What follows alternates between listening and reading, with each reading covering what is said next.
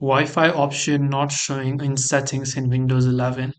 Now, if your Wi-Fi option is not showing in settings on Windows 11, right? So whenever you're here on the system tab, you would go to this network section and then you will be able to connect your computer to a network or Wi-Fi. Now, Wi-Fi option will not show, by the way, if you're using a desktop, because desktop do not have Wi-Fi. You have to use with an Ethernet cable. So there will only be the option for Ethernet.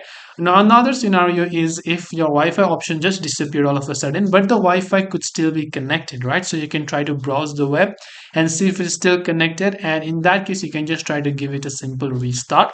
Now, if it is still not connected also, and the option is also not there, then open up Device Manager. Once you open up Device Manager, this is the type of information you will see.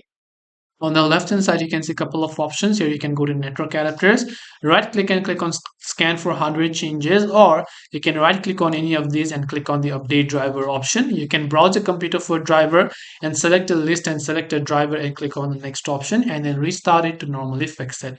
So I hope this video helped you. If you have got any questions, feel free to also leave them down in the comment section. Thank you for watching till the very end of this tutorial, and as always, see you soon in our next video.